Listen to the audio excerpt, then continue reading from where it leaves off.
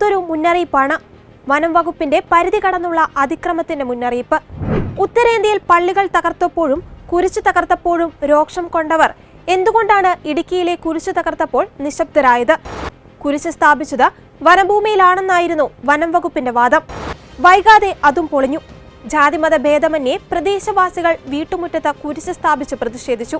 വിരളി പിടിച്ച വനം വകുപ്പ് കുരിശ് സ്ഥാപിച്ചവർക്കെതിരെ കേസെടുക്കുകയും 15 ദിവസത്തിനകം ഹാജരാകണമെന്ന നോട്ടീസും വീടാന്തരം കൊണ്ടുചെന്ന് കൊടുക്കുകയും ചെയ്തു. ജനങ്ങൾ അവരുടെ ഭൂമിയിൽ സ്ഥാപിച്ച കുരിശ് നിയമവിരുദ്ധമായി പൊളിച്ചു മാറ്റുവാനും അവർക്കെതിരെ കേസ് കൊടുക്കുവാനും എന്തവകാശമാണ് വനം വകുപ്പിനുള്ളത്?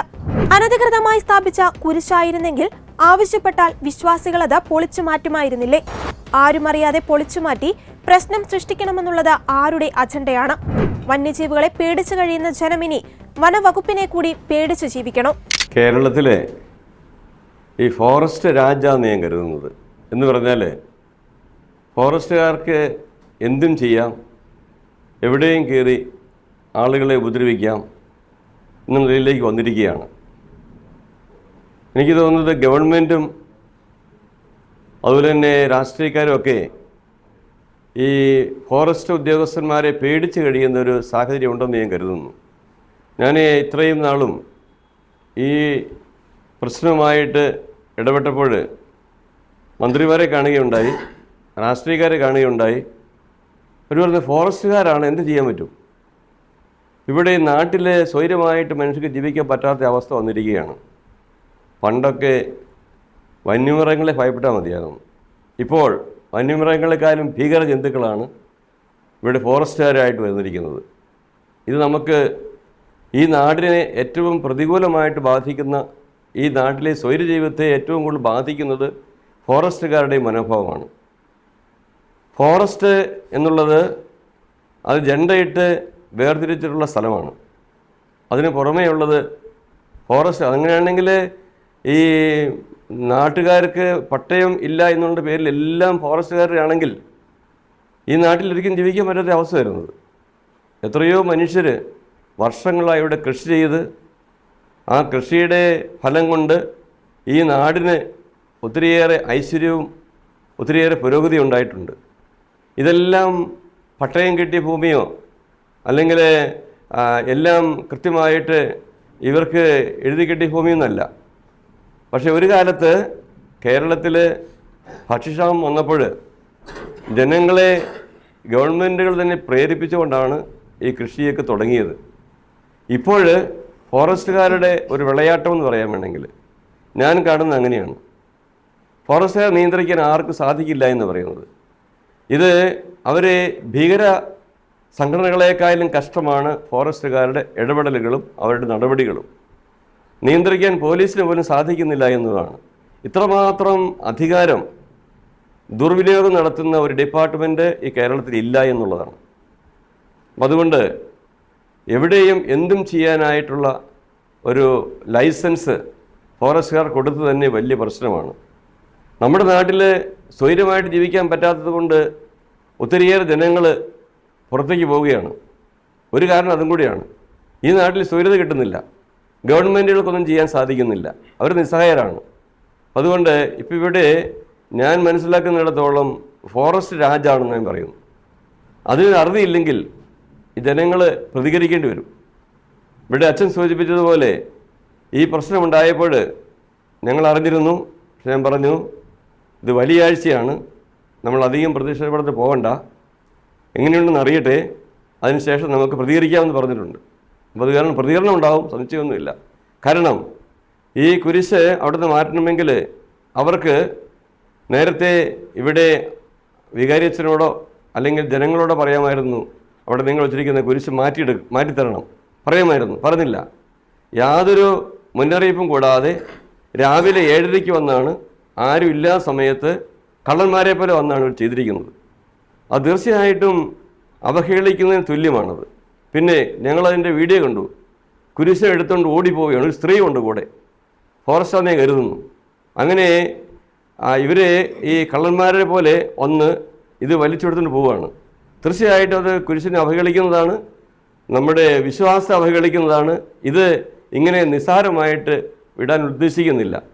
ഫോറസ്റ്റുകാർ ഒന്നുകിൽ ഇതിന് പരിഹാരം ചെയ്യണം, അല്ലെങ്കിൽ ഫോറസ്റ്റുകാരെ നിലയ്ക്ക് നിർത്താനായിട്ട് ഗവൺമെൻറ് സാധിക്കാത്ത അവസ്ഥയിൽ ജനങ്ങൾ പ്രതികരിക്കും, സംശയമൊന്നുമില്ല. ജനങ്ങളുടെ ജീവിതം കൂടുതൽ ദുരിതത്തിലാക്കുകയാണോ വനം വകുപ്പിന്റെ ലക്ഷ്യം? വന്യമൃഗങ്ങൾ കൂട്ടത്തോടെ ജനവാസ മേഖലയിലെത്തുന്നു, കൃഷിയിടങ്ങൾ നശിപ്പിക്കുന്നു, മനുഷ്യനെ പച്ചയ്ക്ക് കടിച്ചു കീറുന്നു. സർക്കാർ എന്തുകൊണ്ട് വനം വകുപ്പിനെതിരെ നടപടിയെടുക്കുന്നില്ല? പിന്നിലെ ലക്ഷ്യമെന്താണ്? വനാതിർത്തി വിപുലീകരിച്ച് കാട്ടിലെ മൃഗങ്ങളെ നാട്ടിലിറക്കി നാട്ടുകാരെ കൂട്ടത്തോടെ നാടുകടത്തുകയാണോ പിന്നിലെ ഗൂഢലക്ഷ്യം? ബുൾഡോസർ രാജ് നടപ്പിലാക്കി കാർബൺ ഫണ്ട് വാങ്ങിക്കൂട്ടാമെന്ന ഉദ്ദേശമുണ്ടെന്ന് പലരും സംശയിക്കുന്നു.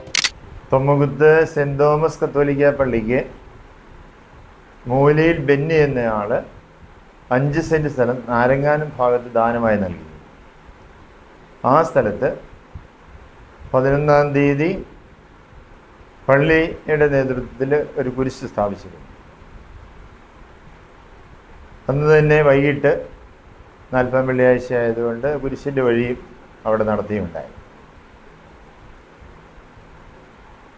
പിറ്റേ ദിവസം ശനിയാഴ്ച രാവിലെ ഫോറസ്റ്റ് ഉദ്യോഗസ്ഥർ വന്ന് ആ കുരിശ് അവിടുന്ന് നീക്കം ചെയ്യുകയും JCB ഉപയോഗിച്ചാണ് നീക്കം ചെയ്തത്. കുരിശിനെയൊക്കെ അവഹേളിക്കത്തക്ക വിധത്തിൽ അവർ ഇത് കൈകാര്യം ചെയ്തു. അവർ നീക്കം ചെയ്തതിന് ശേഷമാണ് പള്ളിയിൽ വിവരം അറിയുന്നത്. മുൻകൂട്ടി നോട്ടീസോ കാര്യങ്ങളൊന്നും തന്നിട്ടില്ല.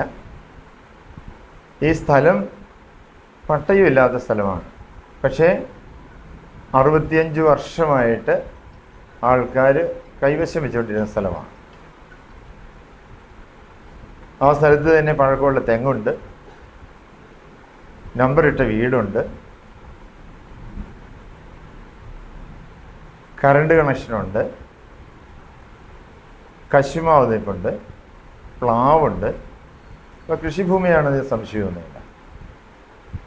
എന്നാൽ ഈ സ്ഥലത്തു നിന്ന് 700 മീറ്റർ മാറിയാണ് ഫോറസ്റ്റിൻ്റെ ജണ്ട കിടക്കുന്നത്. അപ്പം ഇത്രയും പട്ടയമില്ല എന്നുള്ള കാരണത്താൽ കൈവശ ഭൂമിയിൽ കയറി ഫോറസ്റ്റ് ഡിപ്പാർട്ട്മെൻറ്റിൽ നിന്നുള്ള ഉദ്യോഗസ്ഥർ അനധികൃതമായിട്ടാണ് ഈ കുരിശ് മാറ്റിയിട്ടുള്ളത്.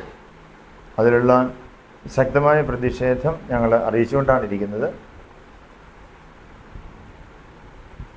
അന്ന് തന്നെ വൈകിട്ട് ശനിയാഴ്ച ഞങ്ങളൊരു പന്തം കൊളുത്തി പ്രതിഷേധ പ്രകടനം നടത്തിയിരുന്നു. ഞായറാഴ്ച രാവിലെ, ഞായറാഴ്ചയാണെങ്കിലും ഇടവക പൊതുയോഗം കൂടി തുടർ നടപടികളെ പറ്റിയുള്ള ചർച്ച നടത്തി. ഞായറാഴ്ച തന്നെ വൈകിട്ട്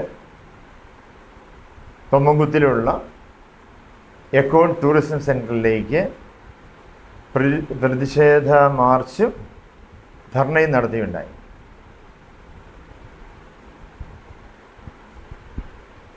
ക്രൈസ്തവരെ സംബന്ധിച്ച് ഏറ്റവും പ്രധാനപ്പെട്ട ദിവസങ്ങളാണ് ഈ വലിയ ആഴ്ച. അതുകൊണ്ട് കൂടുതൽ പ്രതിഷേധ പരിപാടികൾക്ക് മുന്നിട്ടിറങ്ങാതെ കൂടുതൽ ഈ ഒരു ആഴ്ച അങ്ങനെയുള്ള എല്ലാ പരിപാടികളും ഇനി മാറ്റിവെക്കുക. പല നേതാക്കന്മാരും ഇവിടെ വരികയുണ്ടായി, സ്ഥലത്തിൻ്റെ അവസ്ഥയെപ്പറ്റിയൊക്കെ പറയുകയുണ്ടായി. അവരെല്ലാം വളരെ പോസിറ്റീവായിട്ട് ഈ കാര്യത്തിൽ പറഞ്ഞിട്ടുള്ളത്. നമ്മളാരും അന്യായമായിട്ട് കയ്യേറിയതല്ല. നമുക്ക് ദാനമായി കിട്ടിയ കൈവശത്തിലുണ്ടായിരുന്ന സ്ഥലത്ത് തന്നെയാണ് കുരിശ് വെച്ചിരിക്കുന്നത്. അതാണ് ഫോറസ്റ്റ് ഡിപ്പാർട്ട്മെൻറ്റ് നീക്കം ചെയ്തിട്ടുള്ളത്. അതിൻ്റെ തുടർ നടപടികൾ ആലോചിച്ച് തീരുമാനിക്കുന്നതാണ്. നിയമവശമെല്ലാം പഠിച്ച് തന്നെ. അടുത്തയിടെ ഹൈക്കോടതിയിൽ ഒരു ചോദ്യം വരികയുണ്ടായി. അതിന് കോടതി ഫോറസ്റ്റ് ഡിപ്പാർട്ട്മെൻറ്റ് ചോദിച്ചത് ജണ്ട എന്താണെന്നാണ്. അപ്പോൾ ഒരു കല്ലുകൊണ്ട് കെട്ടിയ ഒരു സാധാണെന്ന് പറഞ്ഞു. അതിൻ്റെ വനാതിർത്തിക്ക് പുറത്തേക്കുള്ള സ്ഥലവും അകത്തേക്കുള്ള സ്ഥലവും അതിർത്തി നിശ്ചയിക്കുന്നതാണെന്ന് കോടതി അവിടെ സൂചിപ്പിക്കുകയുണ്ടായി. അതുകൊണ്ട് ജണ്ടയ്ക്ക് വെളിയിലേക്കുള്ള ഭാഗം അത് പൊതുജനങ്ങളുടെ സ്ഥലമാണ്. വനാതിർത്തി നിശ്ചയിക്കപ്പെട്ടിട്ടുള്ളത് ജണ്ടയുടെ ഉള്ളിലാണ്. അതുകൊണ്ട് ജണ്ടയ്ക്ക് വെളിയിൽ വന്നിരിക്കുന്നതുകൊണ്ട് ഈ സ്ഥലത്തിന് ഫോറസ്റ്റിന് അത്രയും അവകാശവാദം ഉന്നയിക്കാൻ സാധിക്കുകയും സംശയമുണ്ട്. അവർ JCB ആയിട്ട് വന്നാണല്ലോ കുരിശെടുക്കുന്നത്. അപ്പോൾ ഇരുമ്പ് കുരിശായിരുന്നു, അതുകൊണ്ട് അത് ഓടിക്കാനായിട്ട് സാധിച്ചില്ല. അതുകൊണ്ട് പിന്നെ അത് മറിച്ചിട്ടിട്ട് എടുത്തുകൊണ്ടാണ് പോയത്. സാധാരണ അവർ ചെയ്യാൻ കുരിശ് തകർക്കുക എന്നുള്ളതാണ്. അതിനുള്ള പരിശ്രമം നടത്തിയപ്പോഴാണ് ഇരുമ്പാണെന്നുള്ളത് മനസ്സിലാകുന്നത്.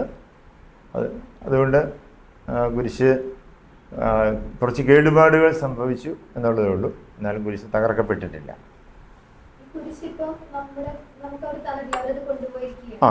കാളിയാർ ഫോറസ്റ്റ് റേഞ്ച് ഓഫീസറാണ് ഇത് അങ്ങോട്ട് കൊണ്ടുപോയിരിക്കുന്നത്. അവിടെ സൂക്ഷിച്ചിട്ടുണ്ടെന്ന്.